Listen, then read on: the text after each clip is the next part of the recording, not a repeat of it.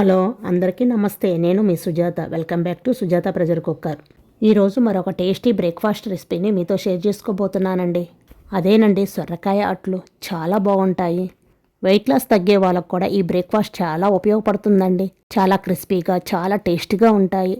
ఎప్పుడు మినప పెసరట్లు కాదండి, కాస్త కొత్తగా, ఇంకాస్త రుచిగా, మరింత ఈజీగా ఉండేటటువంటి సొరకాయ అట్లు ఎప్పుడైనా తిన్నారా? చాలా బాగుంటాయండి. ఒకే పిండితో రవ్వట్టు మాదిరి ఉంటాయండి క్రిస్పీగా. అదే పిండితో మెత్తటి మృదువైన అట్టు ఏదైనా ఎంతలోకి చిటికెలోకి చేసేయచ్చు. అంతే, అంత బెస్ట్గా ఉంటాయి. అందరికీ నచ్చేస్తాయి. మరి లేట్ చేయకుండా ఈ సొరకాయ అట్లు వెయిట్ లాస్ తగ్గేవారికి కూడా చాలా బాగా ఉపయోగపడతాయండి. ఈ సొరకాయ అట్లు ఒక్కసారి తింటే మళ్ళీ మళ్ళీ ఇలానే తినాలనిపిస్తాయి. చాలా బాగుంటాయి, క్రిస్పీగా చాలా చాలా బాగుంటాయండి. టేస్ట్ కూడా మన నార్మల్ దోశల కన్నా కూడా చాలా బాగుంటాయి. తప్పకుండా ట్రై చేయండి. మరి లేట్ చేయకుండా సొరకాయ అట్లు ఎలా చేసుకోవాలో ఇప్పుడు చూసేద్దాం రండి. ఫస్ట్ దానికోసం 2 కప్పుల బియ్యం తీసుకోండి. ఈ బియ్యాన్ని 2-3 సార్లు కడిగి రాత్రంతా నానబెట్టండి. మీరు మార్నింగ్ నానబెట్టాలనుకోండి 5 or 6 hours పాటు నానబెట్టుకుంటే సరిపోతుంది. ఇలా నానిన బియ్యాన్ని మళ్ళీ ఒకసారి కడిగి నీళ్లు అన్నీ వంపేసి పక్కన పెట్టేసుకోండి. ఇప్పుడు ఒక సొరకాయని తీసుకోండి. అది కూడా లేత సొరకాయ ఉండాలి. అది కూడా లేత సొరకాయ అయితే చాలా బాగుంటుంది. ఈ సొరకాయను సగం వరకు కట్ చేసేసేయండి. ఈ సగం ముక్కను పైన ఉన్న చెక్కు తీసి చిన్న చిన్న ముక్కలుగా కట్ చేసుకోవాలండి. ఇలా చిన్న చిన్న ముక్కలుగా కట్ చేసుకోవాలండి.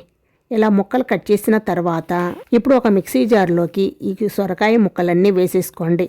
ఇందులోనే 2 రెమ్మల కరివేపాకు, 1 ఇంచు అల్లం ముక్క వేసి తగినన్ని వాటర్ పోసుకొని మెత్తగా గ్రైండ్ చేసి తీసుకోవాలి. చూడండి, ఇలా మెత్తగా గ్రైండ్ చేసిన సొరకాయ పేస్ట్ని ఒక బౌల్లో వేసుకోండి. తర్వాత అదే మిక్సీ జార్లో ముందుగా నానబెట్టి ఉంచిన బియ్యాన్ని కూడా ఈ మిక్సీ జార్లో వేసుకొని కొన్ని వాటర్ వేసి మెత్తగా గ్రైండ్ చేసి తీసుకోండి. దీన్ని కూడా ఈ బౌల్లో వేసేసుకోండి. ఈ పిండి మొత్తాన్ని ఇలా వేసేసుకున్న తర్వాత ఇలా పిండి మొత్తాన్ని ఒకసారి బాగా కలిపి కన్సిస్టెన్సీకి తగ్గట్లు వాటర్ యాడ్ చేసుకోండి. ఈ పిండి అనేది పల్చగా ఉన్నా కానీ దోశ కరకరలాడుతూ భలే వస్తుంది. చూడండి, ఇలా జారుగా పిండిని కలుపుకోవాలి.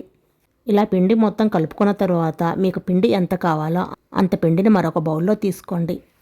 ఇప్పుడు ఇందులోకి 2 పచ్చిమిర్చి తరుగు, అలాగే సన్నగా తరిగిన కొద్దిగా కొత్తిమీర తరుగు కూడా వేసుకోండి.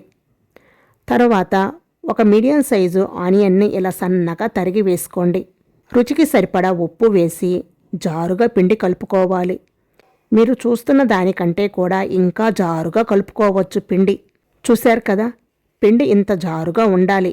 ఇంకా జారుగా ఉన్నా కూడా పర్వాలేదండి. పెనాన్ని ముందుగా వేడి చేయండి. వేడెక్కిన పెనం మీద అట్లను పోసుకుందాం ముందు. చూడండి, పిండి ఇలా ముందుగా ఒకసారి బాగా కలపండి. ఇలా మనం వేసేటప్పుడల్లా ఒకసారి ముందు ఆ పిండినంతా కలిపితే అడుగునున్న పిండి కూడా మొత్తం బాగా కలిసిపోతుంది. ఇలా ఒకసారి కలిపి పిండి ఒక గిన్నెడు తీసుకొని ఇలా నెమ్మదిగా స్ప్రెడ్ చేయండి. చూడండి, పిండిని ఇలా పోసుకొని నెమ్మదిగా స్ప్రెడ్ చేయండి. పిండిని ఇలా పోసుకుంటే సరిపోతుందండి. గ్యాప్ లేకుండా ఇలా పిండిని పోసుకోవాలి. ఇలా పోసుకున్న తర్వాత 1 నిమిషం అలా ఉంచండి. ఇక్కడ మీకు విషయం చెప్పాలి. ఈ అట్టు కాస్త మందంగానే ఉంటుంది. ఇది కాలటానికి టైం పడుతుంది. ఇంకా సరైన గుండ్రని ఆకారం రానే రాదు. ఇది గుర్తుంచుకోండి. అట్టు కాలేటప్పుడు నూనె వేసి 2 వైపులా ఎర్రగా కాల్చుకోవాలండి. అట్టును మీడియం ఫ్లేమ్ మీదనే కాల్చండి. చూడండి, క్రిస్పీగా ఎంత బాగున్నాయో.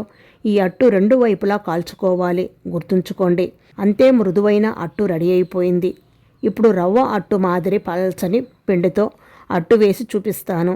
వేడెక్కిన పెనం మీద పెనమంతా పిండి పోసేసేయండి. రవ్వ అట్టు మాదిరి ఈ అట్టుని మీడియం ఫ్లేమ్ మీదనే కాల్చాలి. సెంటర్లో ఫ్లేమ్ ఉంటుంది కాబట్టి సెంటర్లో త్వరగా కాలిపోతుంది. అంచుల వెంట పిండి పిండిగా ఉంటుంది. సో పెనాన్ని అటువైపుకి జరుపుకుంటూ ఎర్రగా ఈవెనగా కాల్చాలి. అట్టు కాలేటప్పుడు అంచుల వెంట మధ్యలో నూనె వేసి కాల్చాలి. ఈ అట్టు కాలేటప్పుడు ఎర్రగా క్రిస్పీగా వస్తుంది. చూడండి, రవ్వ అట్టు మాదిరిగా ఎంత క్రిస్పీగా గోల్డెన్ బ్రౌన్ కలర్లో ఉందో.